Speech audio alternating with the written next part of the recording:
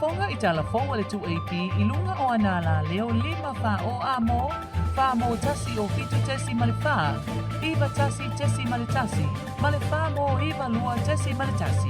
Malunga o le sino mai ngoa iai I lunga o le TUAP Facebook page, male ala ata le malo le TV iwa. Le si whafonga o Samoa, le TUAP. Talofa lava o TALAFOU mo le amatanga o ngā luenga o line ASO. O le fetu whainga o tomai maanga wa o tangata whai ngā luenga mo le whaafoina ma le whaataunuina o ngā luenga talawhia ngai. I Auaunaga tau Feso'otaiga le malo o Samoa ma Amerika Samoa. O se tasi leo mata upu tāua sa talanoina le whonotanga le atoa o Samoa. Sa awai atu iai le ofisa sili o le mta ngā luenga o Fesootaiga ma Fa'amatalaga Tekonolosi. Ya le whawalii unutoa awe LUA I le Vaisigano na tenei. Na tāua e le whawalii o awala teknolosi e sui I teimi uma. Ma e mana o mia le whaalelea o tomai le whaatinonga o ngā luenga.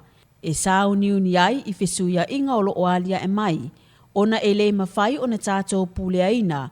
Ma e tupu lava I so se atunu'u o le lalolangi. O ia I wha moe ia e malanga mai fo I le au whainga ruenga le estika.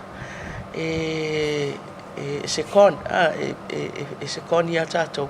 E whai ia se konmen fo ina e o mai lātou, whainga ruenga nei a tātou, ia e watu tātou o whainga ruenga ia lātou. Ina ia maua ia le tūlanga lea o le loa mta upu whapea. Le ofisa sili o le mta ngā luenga o Fesootaiga ma Fa'amatalaga Tekonolosi, ia le whawalii unutoa awe LUA, I lana whaatalanoanga ma le TUAP.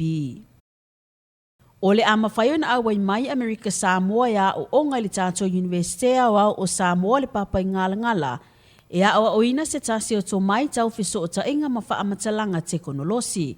O Samoa le atunu'u o le nei tūlangi o le Pasefika o le amawhaio na oina ai le nei tomai. Ina ua talia le whina o le Minista o Fesootaiga ma Fa'amatalaga Tekonolosi ia to e lupe po mulunuku o ne semo I le whonotanga sa whaia ilona tona na awa iai ma le ofisa sili ia le whawalii unutoa awe LUA. E iai ia mo meo kose sia e sponsor le CTO. Mo tunu e so lalang. Ai ave lai regions. Ia o le region nea tātou po o le Pasefika. E le iau mai ai lava se kose whai ai. Ia le asa una ia ilo e la fionga le minsta tūlanga lea. Ma mali lie mai ilo le fontanga.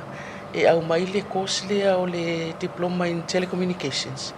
E una I e whai nei tātou National University of Samoa I papa ngala. Na tāua le whawalii o le nei mata upo. E tatau o na whai e se polofesa po o se tangata e eile to mai whaapitoa.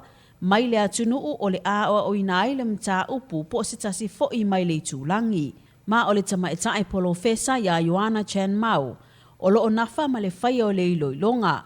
A whai ai maia o na tu ina atu lea I le Iunivesite Aoao o Samoa. Faatasi ai ma le tu ina atu le kapeneta mo le whai o se whaai unga. Na ia tā ua fo'i o loo ngā lulue le mta ngā luenga ma le uni o Fesootaiga le lalolangi. Ina ia au mai nisi o mata upu whaapitoa e a oa oina I le tātou Iunivesite. O tomai e tele ina tātou malanga I whafo e a oa oai. Pe amana o miesef so soani. Ai o lea ua tau mawhaile mta ngā luenga o Fesootaiga ma Fa'amatalaga Tekonolosi e au mai I Samoa. O le nei mta upu sa whaailoa ia Amerika Samoa I le whonotanga le atoa o Samoa. Ma ua whaani mailo lātou a nganga fia ona e tau ngata pe ao I Amerika. Pe tai o le malanga mai e a o onga le tātou Iunivesite o le a tau ngō fie mo I lātou. O le a fausia le fale talavai e le Itumalo o Vaisigano numera mua I lalo o le poloketi tasi miliona.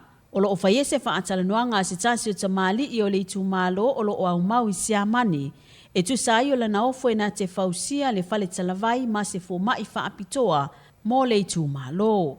E pei o na whaailoa e le whaipule o le Itumalo. Ia niu ava e ti malolo. Wa lava le afa e tutongi le tangata.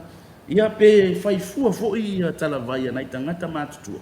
Nai le toa tele ni tangata mātutua tele o loia.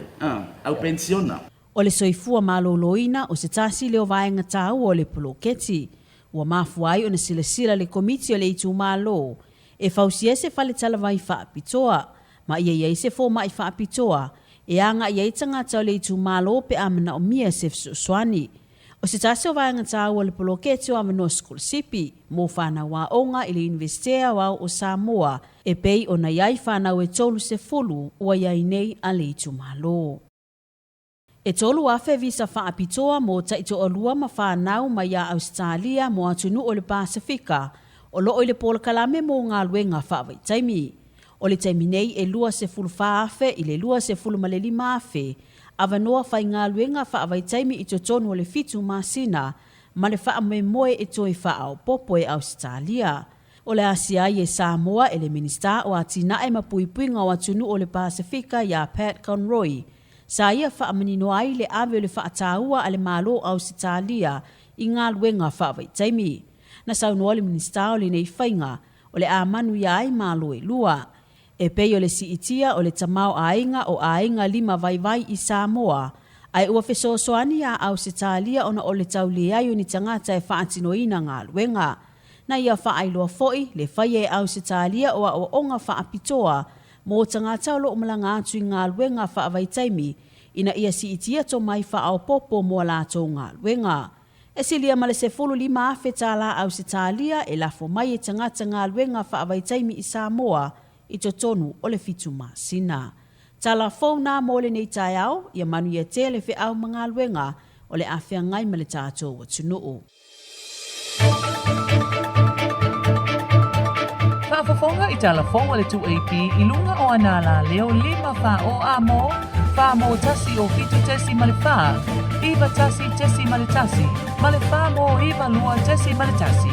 Malunga o le sino e, mai ngoa i ai i lunga o le 2AP Facebook page, ma le ala ata le malo le TV iwa. Le silfofonga o Samoa, le 2AP.